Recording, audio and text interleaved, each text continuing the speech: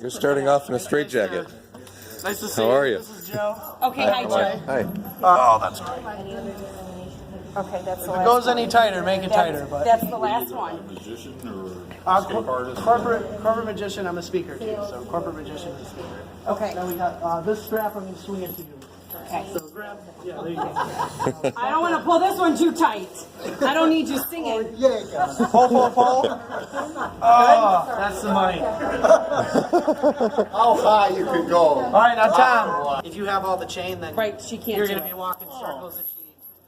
Yeah. So you That's got usually the case with us. Didn't you ask me to ramp up the chain? No, both. I said both. Oh, okay. Sorry about that. That should be good. Now pull tight. All right. And wrap it between the elbows and the shoulders. tell me So about pull this? tight, no slack. Can you tell me Walk about this? around Tell you till about this all of it's organization. What the vent is? Yeah. And then padlock it. So, Or you should have No some. Resolve is a teen suicide prevention and awareness. So, Dennis, who is the founder, he goes into our local area schools, and he's even been out of state and in other parts of Michigan, and he does presentations to students and educates them on the warning signs and resources for teen suicide. Okay. So he lost his father to suicide when he was 14 and then struggled with his own issues and got to the point where he just decided that I have to do something positive with this, and he has started this fabulous organization of presenting to these students, touching. I mean, you can see some of these, our slideshow here, all of the things that he has done, and all. These are some of our sponsors that we have. And tonight, one of our biggest things that we're going to talk about is opening up a facility for teens to have as an outlet center that, so that's our goal, is to get enough funds to be able to open up a facility that we can have all these kids who need a place to go to get the, to have to help them and to give them what they need to. Where does somebody go to donate? You can donate right here with these lovely ladies. Is there a website or anything You that? can go on the website as well, yeah. And what is it? NoResolve.org. NoResolve.org? Yes. And people can. Yes. I'm sorry? KNOW. Yes, you can actually No take. Resolve? There's some literature around here. Right here. So the center will be Okay. designed Anthony, to you're build going in that resiliency, door? to build resiliency in youth who are struggling with mental health issues or suicidal thinking.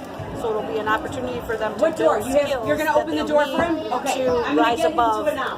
whatever adversity they're facing, to help build connection and resilience. Fantastic. Thank you. Antony Grupido, a corporate magician and keynote speaker who will be sharing his personal story with surviving suicide. This should be interesting. Let's welcome him with a warm round of applause.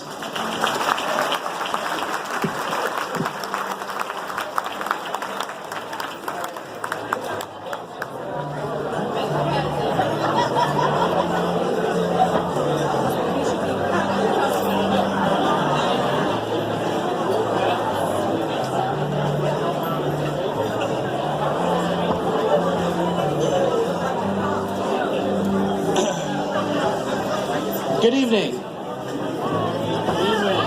One second. Can we get the music off? Yeah.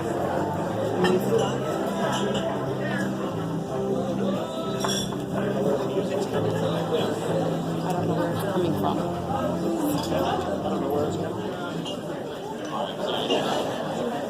Okay, here we go. Good evening.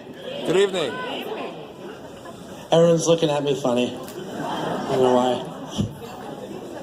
How's it going, guys? My name's Antony Grupido.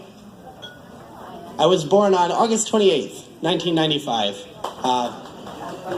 Thank you. I was quite impressive how the birth works, By my mother and father, Larry and Jenny, and I have two older sisters, Candace and Erica. And I grew up in Lake Orion, Michigan.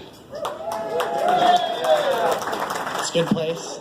M24 construction is done, so 75 for the next 20 years, though. So You're probably all wondering what I'm wearing. The shoes are Calvin Klein.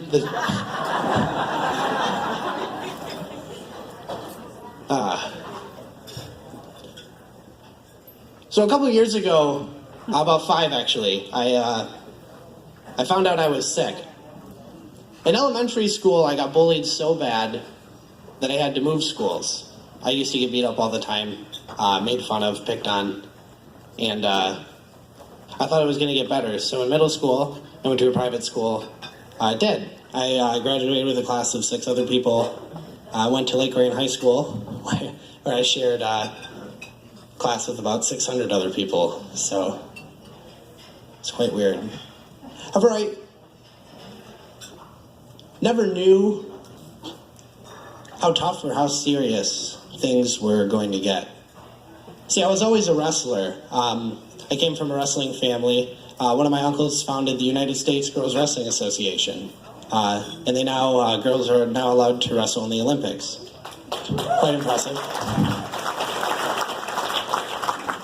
And in high school, I went through a lot of cool wrestling accolades. I did outside tournaments, and I won an outside national tournament, the United States Boys Wrestling Association, at a 135-pound weight class in 2010. And in high school, I was heading towards a scholarship for college. I was heading towards trying to be varsity captain, wrestling year-round, and I really thought that I had it all. I thought that my future was totally secure, and that's the direction I was going. My junior year in high school, I was wrestling at the Silverdome for one of the county matches. And I chose the down position in my match, and when I went to stand up, my opponent took me straight back, and I landed on my head. And I tore both the rotator cuffs in my shoulders. And suffered a lot of head damage. More mental than physical. So I lost not only my dreams, or what I thought were my dreams, of becoming a wrestler, but I began a downward spiral and started to self-harm violently. For the next several months, it would get so bad that you could almost call me an addict. Cutting was like my drug. When I got up in the morning, I would have to cut, because it'd make me feel good. Sometimes I'd slip away in school and do it. When I got home, before bed. It got so bad that I couldn't go to school without wearing sleeves. And that's about the time that I, tried to end my life with suicide on several different occasions. I didn't have the tools or the resources to speak up. I didn't talk to anyone about it, and my parents weren't prepared either. And I forgive them today because they didn't have the tools themselves. Eventually, someone noticed the cuts on my sleeves and spoke up for me. So I went to Common Ground, where I received treatment, some help. I went through several forms of therapy that lasted about a year or two. However, I wasn't very receptive to talking. I just kind of stared at my therapist. I remember he had Star Wars all over the room. That was his thing. And then one day he asked me what made me happy. And for the first time in a while, something came to light, and I told him magic. I'd always performed fun card tricks and things for friends and families, but never thought it'd be serious. And he goes, "Well, what do you got to lose? Why aren't you a magician?" I was like, "Hey, my dad's an IT tech. He'll love this one." But that didn't end it. I began to get smarter. The cutting was less, but I hit it well. And I found myself escaping from my depression by using magic as a kind of art therapy. I could go into character and not be myself, and I just wouldn't have to deal with it anymore. And eventually I started to regain the confidence and regain the dopamine and serotonin that my head craved that I was getting through cutting. And I can tell you that if my friend hadn't spoken up for me, and if I hadn't chose to take the help, that I wouldn't be here today to speak in front of any of you. I never would have became the magician or person I am today, traveled around the beautiful United States, done some really cool stuff. Again, you're probably looking at me like, why am I wearing a straight jacket and chain? Let me show you the back.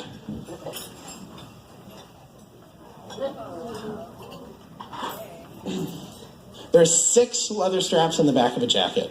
A 7th strap that ties up my crotch. And another one that keeps my arms posted behind my back.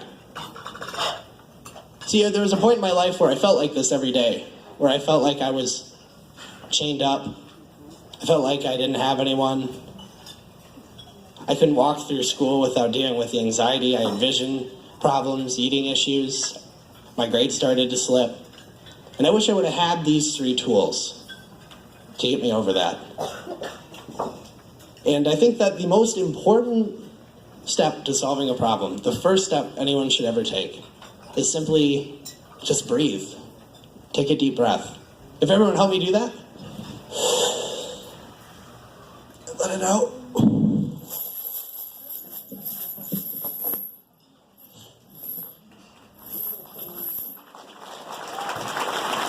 The first step you should take to overcome a problem is that deep breath. A lot of slack that you carry is mental. It's an illusion. The rest of it, not much so. Step 2 is to work it behind your head.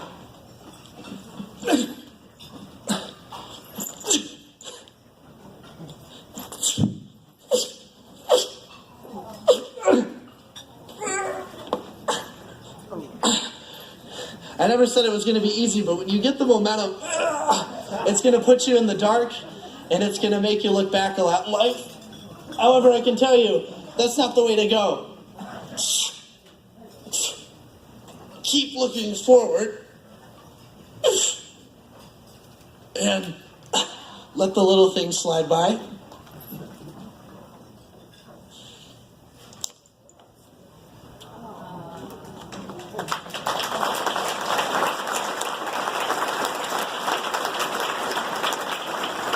Because when things get most painful,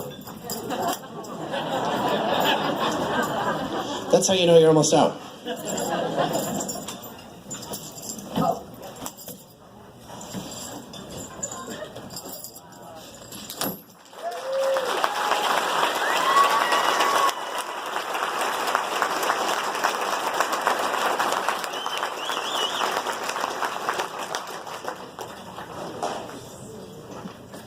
So take it from me, a 21-year-old, and I'm giving you guys advice, right? It's weird. I've been performing magic my entire life, and I found that the secret of magic is that you are actually the magician. I can't fool a person, actually. The brain fools itself. What I mean by that, when you see a card disappear, it's not that it really vanishes, it's that your brain tricks itself into doing that. People do this to themselves every day. When you wake up in the morning with a negative attitude, not prepared to face the day, you're setting yourself up for failure. So if I were talking to a group of high schoolers, if I were to tell them that if you don't study for that test because you tell yourself you're going to fail it anyways, you're setting yourself up for failure. But if you can wake up in the morning with a positive attitude, ready to face the day with a smile, with optimism, you're setting yourself up for success. By being a better person every single day and improving yourself, you set yourself up for success. You have to do the small things to accomplish the big things. If you want to save the world, you got to help mom do the dishes. It's one of my favorite quotes.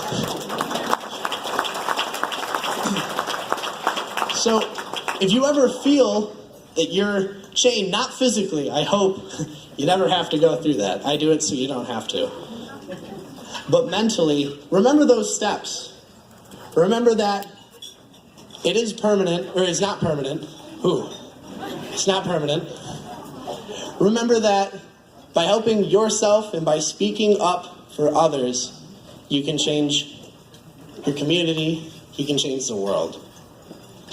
At that time, I was mad at my friend, but wouldn't you rather your friend be mad at you for speaking up for them than not be able to talk to your friend at all because they're not here today?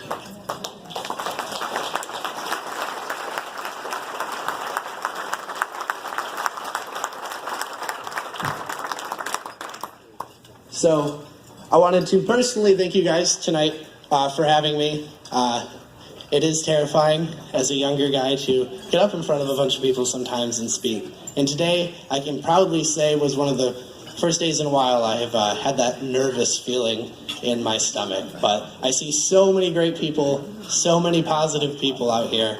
And thank you guys. Just by being here, I know that you guys are trying to help improve our community and the world as a whole. And nobody could ask anything more from you. So thank you.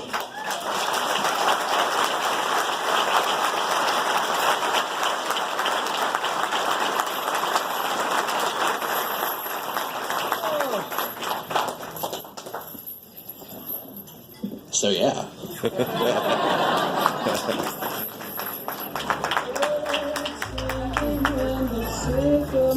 Great job, Anthony. Anthony Grupido. One more round of applause.